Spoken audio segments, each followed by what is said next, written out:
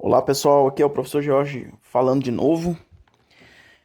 Nós vamos começar a nossa aula hoje com um novo tópico, tá? Nós já falamos aí nos vídeos anteriores sobre dilatação térmica e algumas propriedades dos termômetros e sobre temperatura. Hoje nós vamos falar sobre calorimetria, tá? Mais especificamente sobre calor sensível, capacidade térmica e calor específico. Bom, o que é o calor, né, pessoal? A energia térmica, ela é um tipo de energia, né? Nós temos vários tipos de energia: mecânica, cinética, potencial, e vários outros tipos, tá? Nós temos um tipo específico de energia, que é a energia térmica, que é justamente a energia que tem como efeito último a temperatura dos corpos, né? Que a gente já estudou. Essa energia, quando ela está em trânsito, ou seja, quando ela está sendo transferida de um corpo para outro, tá? A gente chama ela de calor.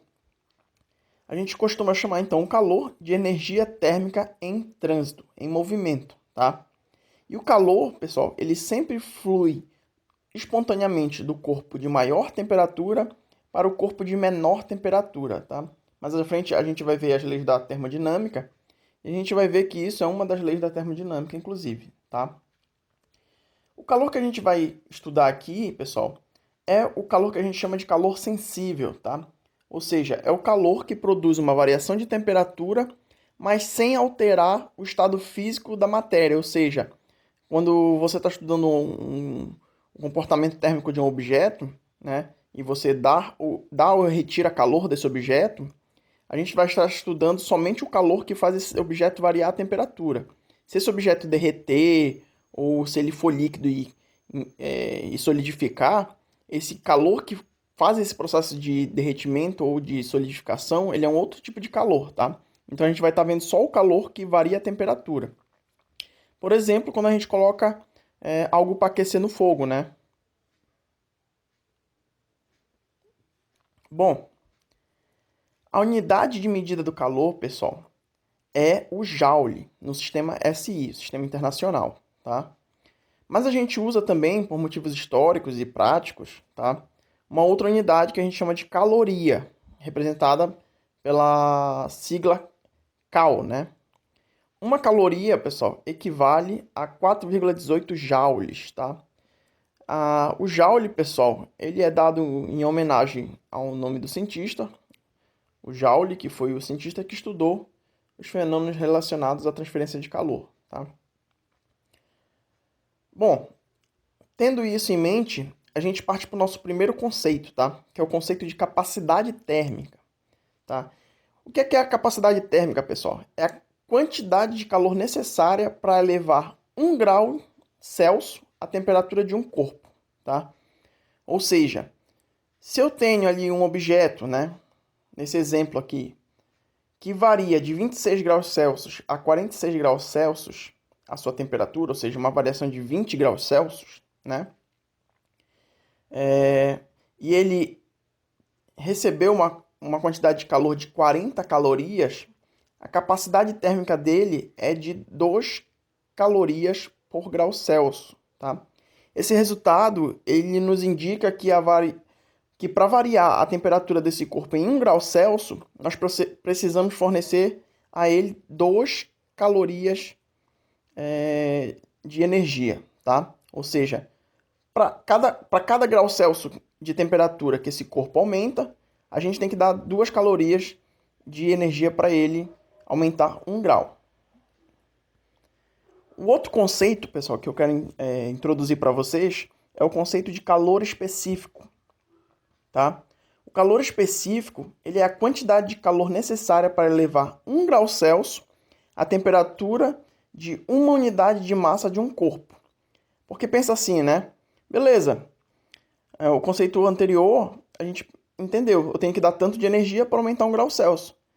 Mas e se eu tiver corpos com tamanhos diferentes? Será que se eu der 2 calorias para uma massa de um corpo, aumentar 1 grau Celsius, se eu fizer essa mesma coisa para uma massa de corpo muito maior, esse corpo também vai aumentar 1 grau Celsius?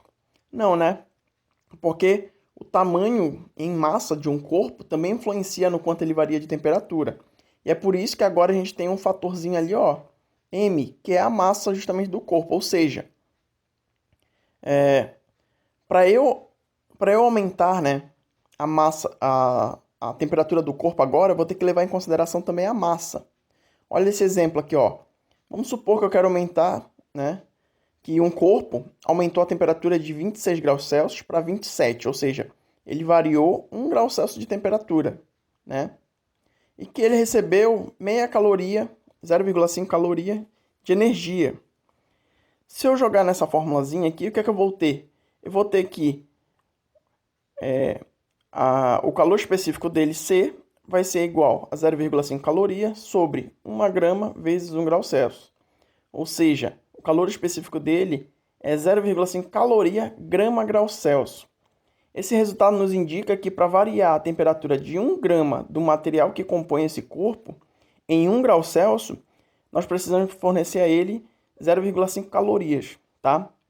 Então, o calor específico, ele considera também a massa do corpo, tá? É o quanto de energia eu tenho que dar para um corpo de determinada massa para ele variar 1 grau Celsius de temperatura. Muito bem. Através da equação do calor específico, né, C igual a Q, quantidade de calor, sobre massa vezes variação de temperatura, nós podemos deduzir essa equaçãozinha aqui, ó, que é o Q igual a mc ΔT, tá? Onde o Q vai ser a quantidade de calor, né, de energia, o M vai ser a massa, o C vai ser o calor específico e o ΔT é a variação de temperatura, tá? Essa equação, pessoal, quando a gente está aprendendo a fazer o vestibular aí, os professores eles dão um mnemônico para ela, né, de quimacetão, que é para os alunos decorarem melhor, né? Então, para quem tem aí uma memória que funciona à base de memorizar palavras engraçadas, esse tipo de coisa, esse é uma boa dica para lembrar dessa equação, tá? Bem, vamos então a uma curiosidade, né? No deserto, durante o dia, a temperatura atinge valores muito elevados, né? A gente sabe disso que o deserto é muito quente, as pessoas morrem tentando atravessar ele, se estiverem perdidas, né? Mas à noite, o deserto, ele apresenta temperaturas muito baixas. Por que será isso, né? Bem, a explicação para isso, pessoal, se baseia justamente no conceito de calor específico. A areia do deserto possui um calor específico relativamente pequeno, o que a faz aquecer com muita facilidade, ou seja, eu dou pouca energia para ela, ela já aumenta a temperatura muito facilmente. Mas também, à noite, né, é muito fácil retirar a energia dela e pouca energia que é retirada já faz a temperatura cair muito. Isso explica o porquê que o deserto varia a sua temperatura de maneira muito drástica, né? Tá certo? Outra curiosidade aqui para vocês, ó, é que a caloria que a gente ouve falar aí pelos médicos e nutricionistas é na realidade a quilocaloria, né? Que são 1.000 calorias, tá? E aí, nas embalagens aí é comum a gente ver caloria escrito com C maiúsculo. Esse C maiúsculo, na verdade, são 1.000 calorias, é 1 quilocaloria, tá certo? Bem,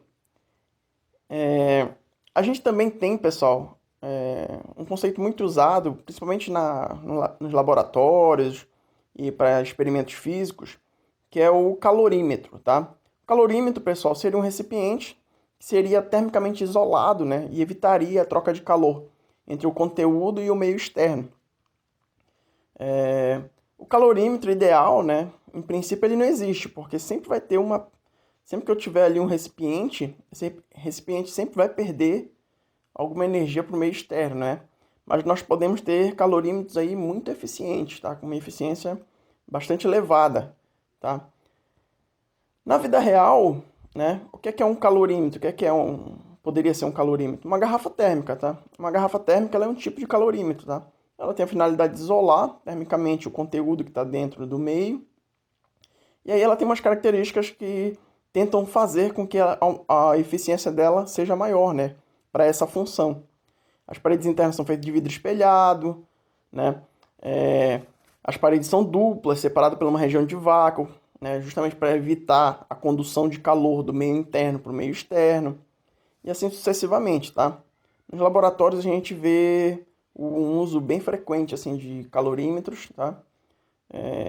São muitas vezes muito mais eficientes do que a garrafa térmica que a gente tem em casa, mas é um conceito principalmente para a gente resolver alguns problemas de física, tá? Muito bem.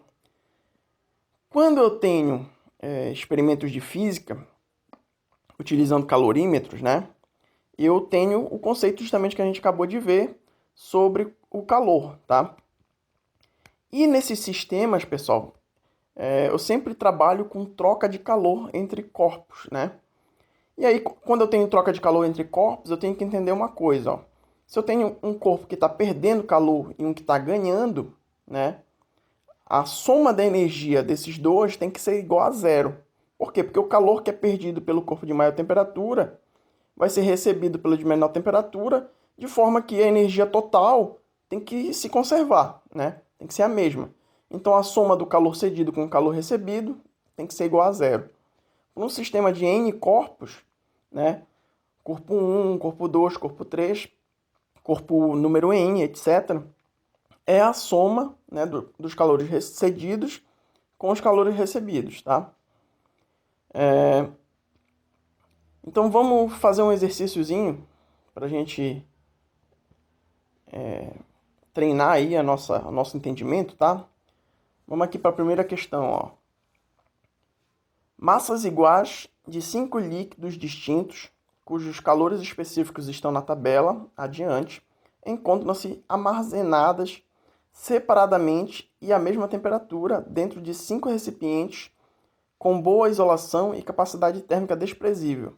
Se cada líquido receber a mesma quantidade de calor, suficiente apenas para aquecê-lo, mas sem alcançar seu ponto de ebulição, aquele que apresentará a temperatura mais alta após o aquecimento será... Bem, pessoal, ó, o que ele está dizendo para a gente? Eu tenho 5 líquidos. Esses 5 líquidos vão receber a mesma quantidade de calor, né? E ele quer saber qual é o líquido que vai aumentar a temperatura mais drasticamente, né? Com essa mesma quantidade de calor. Bem, aqui na tabelinha, ó, a gente tem o calor específico de cada um desses líquidos. O que significa o calor específico, pessoal? É o quanto de calor eu tenho que dar para um corpo por grama para ele aumentar 1 grau Celsius. Então, olha só, a água eu tenho que dar 4 joules por grama para ele aumentar 1 grau Celsius. O petróleo eu tenho que dar 2 joules, 2,09 joules por grama para ele aumentar 1 grau Celsius. A glicerina, 2,43 joules por grama para ele aumentar 1 grau Celsius. O leite, 3,93 joules por grama para aumentar 1 grau Celsius. E o mercúrio, eu tenho que dar 0,14 joules por grama para aumentar 1 grau Celsius. Ou seja, qual desses elementos eu tenho que dar menos joules para que ele aumente 1 grau Celsius? Obviamente, é o mercúrio, né? Letra E. Por quê? Porque eu tenho que dar 0,14 joules por grama para ele aumentar 1 grau Celsius só. Então, ele vai ser a substância em que eu vou dar menos energia e ele vai aumentar mais graus Celsius. Beleza? Vamos fazer mais uma, então. Ó, exercício número 2. É preciso abaixar de 3 graus Celsius a temperatura da água da bacia, para que o nosso amigo possa tomar banho confortavelmente. Para que isso aconteça, quanto de calor deve ser retirado da água? Bem, ó, o caldeirão ali contém 10 kg de água, e o calor específico da água é 1 caloria por grama grau Celsius. Ou seja, o que é que nós vamos ter que fazer aqui, pessoal? Aí nós temos as alternativas, né? 20 quilocalorias, 10 quilocalorias, 50 quilocalorias, 30 quilocalorias.